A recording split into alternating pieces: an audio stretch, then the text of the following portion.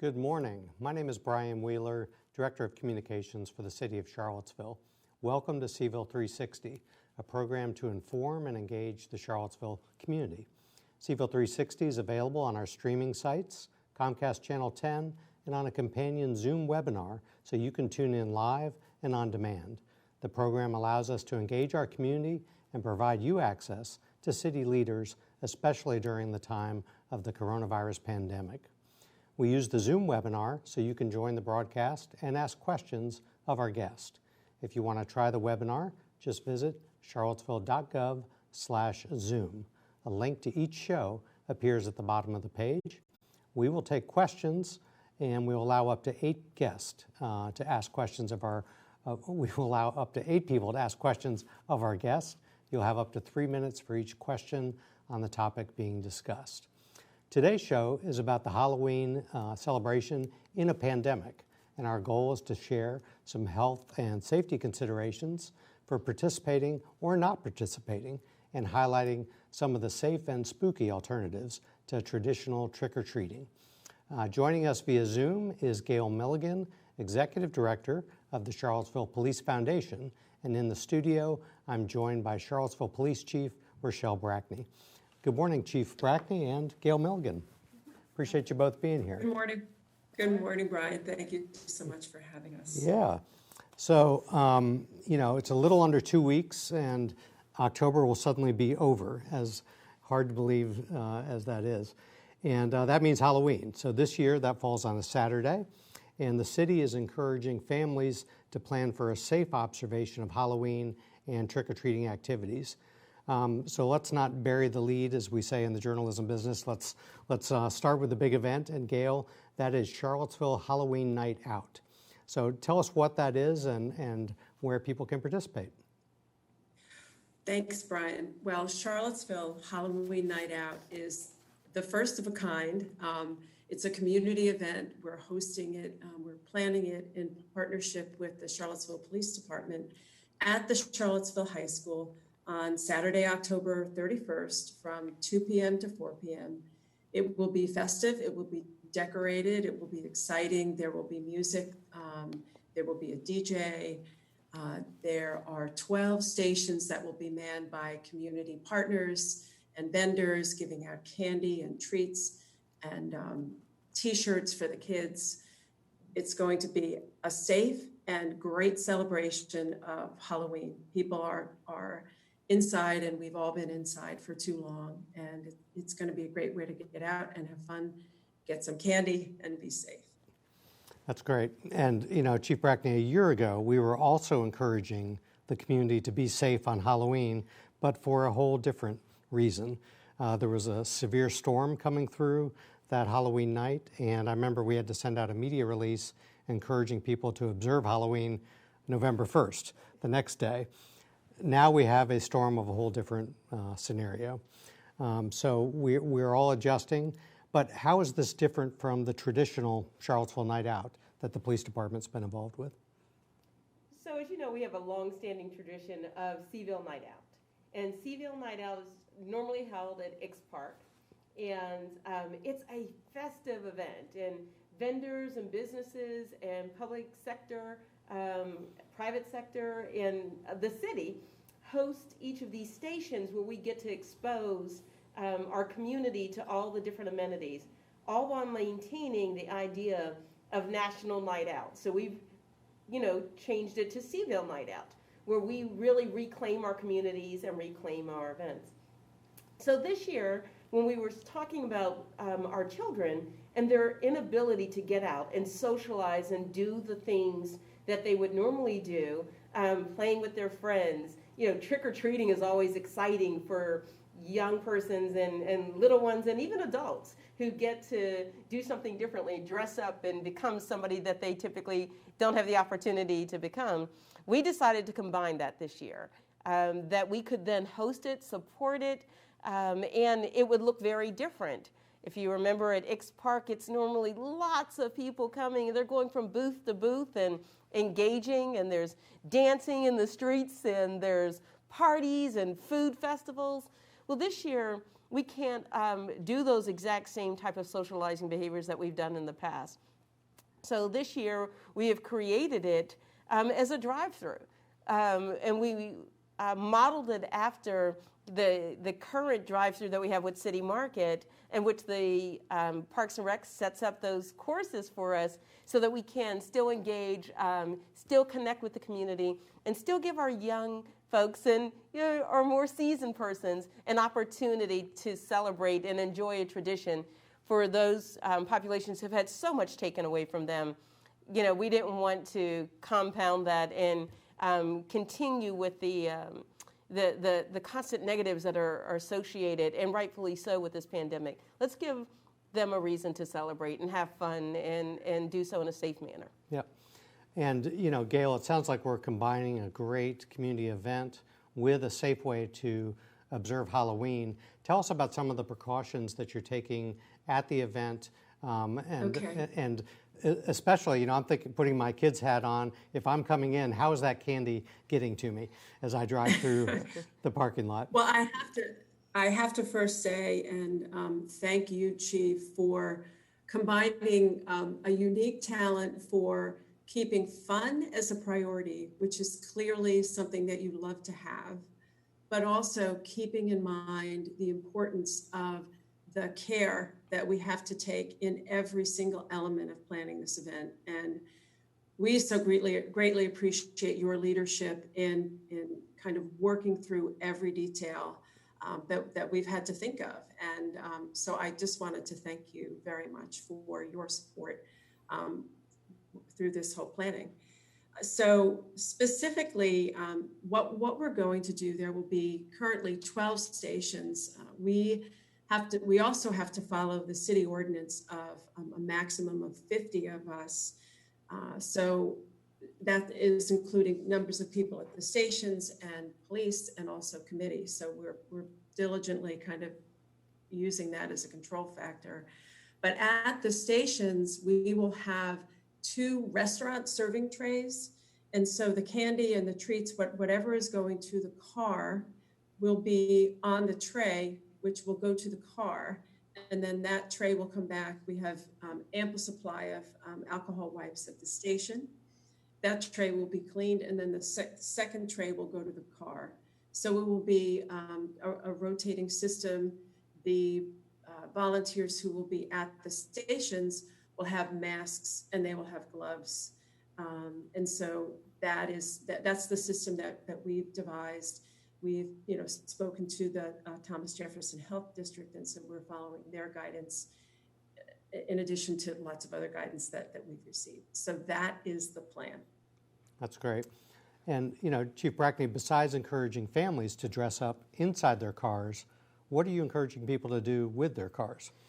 So this is a take on, when you look at antique car shows or parade of cars, you often see them decorated at Christmas with lights and reindeer hats or even things on their headlights. We're encouraging people to decorate their cars as the best decorated cars, and to encourage them to do so, we're going to have a contest for it. We're going to take photos of them. We're going to post them on the websites, on the Facebook pages, and allow people to vote for the best car.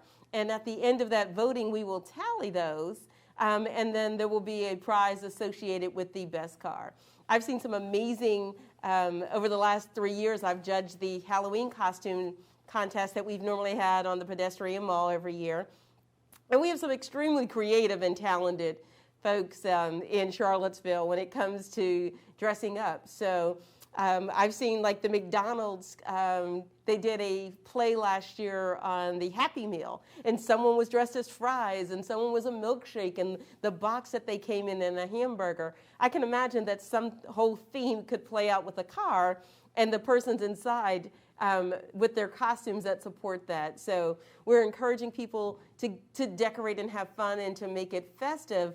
again, while we maintain safety with the way that we do these. I'm looking forward to the votes and the tallings that come in, and it takes the pressure off of me this year of having to judge these costumes that are just so amazing normally, and we'll let the community judge. Yep. Well, so we'll have a crowdsourced spooky car contest, and who would have thought, back in March when this all started, that we'd be talking about that, at Charlottesville High School for a Halloween that's going to look really different.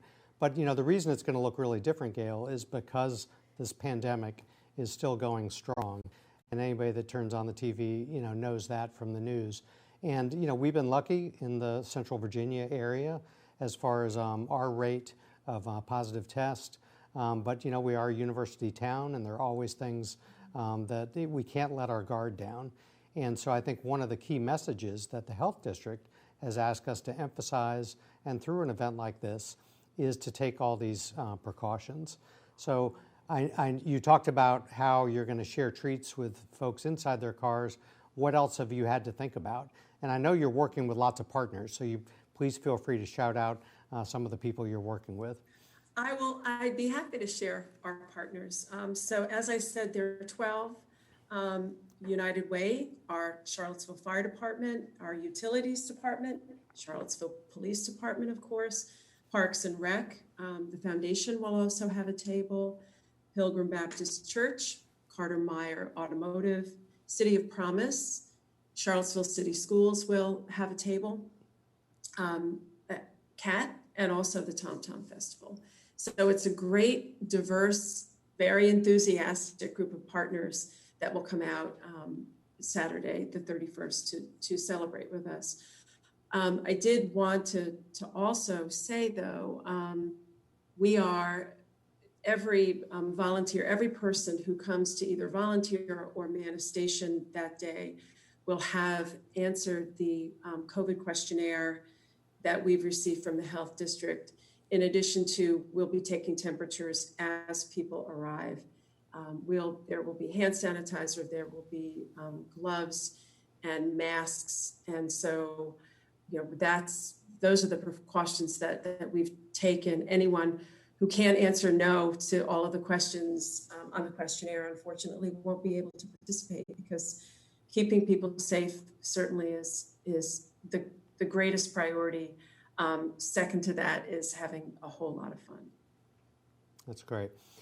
Chief, the health district has shared some tips about do's and don'ts for trick-or-treating. This is going to be a great, safe alternative.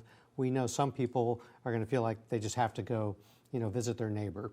The kids know the neighbor next door, and they need to go say hi and trick-or-treat with them. Let's put up on the screen some of the health district's yes and no's, do's and don'ts for what we should be thinking about as we go trick-or-treating. You want to talk about some of those? So absolutely. When they say wear a mask, we actually are hoping that they're going to wear something like a surgical mask, even if that's underneath, or a cloth mask, versus, I grew up in the 70s, and we had those clunky plastic masks. Those are not the type of masks that will help you stay safe and secure and keep the virus from spreading if you happen to have it. We're asking that if you pack candy, don't put it in the big bowl, old school, where we all get to dive in. We're asking that you pack individual bags. Use your gloves and mask when you're packing them. It's the same standards that we will use at the event for Cville Halloween Night Out as well. That individual packaged, no grouping of those kinds of things, or grouping of the candies. Don't allow individuals to reach in. The same thing, don't come to the front door and hang out at the front door like we used to. We're asking that you use the same kind of systems, that if you hand them out, use a tray, so something that is contactless, that the individuals can go ahead and pull those out. I've seen some very creative ways in which people were doing it. I saw recently someone was hanging little lanterns with their bags on them, and you could walk past and pick your bag, or you could just pull it off of a tree where they had already hung all of the individual things. So we're asking that, as I always say, that we physically distance so that we can socially connect. Yep. I guess one thing working in our favor this year is that even though this is really different, and I know children will be having to adjust to what this Halloween's going to look like, they're already adjusting. I mean, they're already adjusting in school and having to think about how different things will be. And I don't know if either of you saw there was a piece on the news where some second graders were in a Zoom classroom and the teacher's connection accidentally dropped out. And so suddenly the second graders were left behind and they started talking amongst themselves. And they realized that the Zoom webinar was still being recorded and they better be on their best behavior.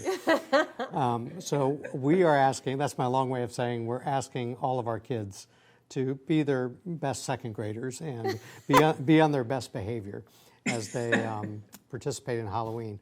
All of this guidance is available on the city's website at charlottesville.gov. And another thing I'll share is that there's some signs that can be downloaded. And these are signs you might put on your door. One that says, welcome, we're here to participate in Halloween this year. And another says, sorry, maybe next year. And I think that's an important thing, Chief, to think about the fact that we have vulnerable populations potentially everywhere. You just don't know what your neighbor might be dealing with at any given moment. And so we need to be thoughtful. If you see that the lights are out, it doesn't look like somebody's home, you need to move on. If you see a sign like this, then please respect that. Yeah, absolutely. And there's still ways that we can connect, right? You're right. We are all adjusting to this new norm, as we like to call it now. But actually what I think this is an opportunity for each of us to understand and be really responsible as a community to and for each other. We talk about what does that look like for job loss? What does it look like here? We may be below the national trends for cases and hospitalizations and deaths related to COVID. But we really don't know what people are experiencing inside, where they don't get the opportunity to connect, or they may be having health challenges. Or let's just think about it financially. They may not have the money to buy a couple $100s worth of candy to give out because they're trying to feed their families. So we don't want to shame anyone in either to participate and risk their health or risk their finances, or even just risk feeling like they don't belong to a community because you're banging on the door and you're demanding and not being socially responsible towards and caring for each other, or being our brother's keepers. That's a great point. And a way you can feel welcomed in the community is to participate in this Halloween night out. And again, let's just recap. This is in partnership with the Charlottesville Police Department and the Charlottesville Police Foundation. It's going to be held October 31st, Halloween, from 2 to 4 p.m. at Charlottesville High School. This year's event is 100% drive-through, and the community and the partners, local businesses, will be distributing candy, goodies, T-shirts, and there'll be a spooky car contest judged by the crowdsourced folks on social media, and to celebrate the best decorated vehicle. All of those event details can be found on the city's website and calendar. Now, while I both have you here, I want to talk about the other exciting news from the department, because you've had some promotions, and I want you to talk about your new assistant chief and your new captain. Oh, well, thank you. Didn't realize that, but okay, let's talk about that, because that is exciting news, and it is part of an overall effort to how we really think about intentionally how we're engaging the department and engaging the community. Assistant Chief Jim Mooney, everybody knows Mooney, as he's affectionately called, connects very well with our community on a real, genuine, and authentic way. He's been with the department for well over 25 years now, and connects also with the department, and is in full support of these type of engagements. In fact, he has, up until his appointment as assistant chief, been the direct liaison with the Police Foundation for the past couple of years to help develop ideas in which we could better serve our community and better serve our officers. So I'm excited about that promotion. And then we have now Captain Steve Nick. Steve Nick is our DJ. He's at all of these events, so that's how you may know Steve, Nick. At every single event, he's on the ones and twos, he's spinning the vinyl, and he's doing all these other things. He's encouraging everyone to get involved and be very active.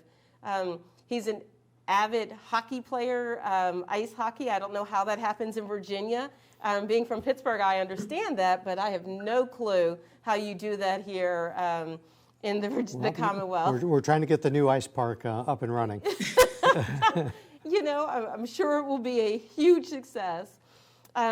He has expertise in planning and does a lot of our planning in incident command. And matter of fact, for the city, he took the lead on acquiring the personal protective equipment, masks, sanitizers, and things like that for the city and its staff who were operating during the pandemic, when you have essential workers who must come into the office and don't have the opportunity to telework, work from home, or either some hybrid. I'm excited about both of their promotions.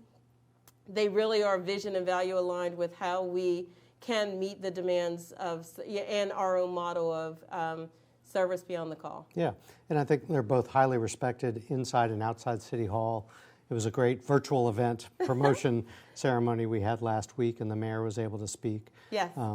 And so, I think a lot of both of them. I've had great experiences working with both.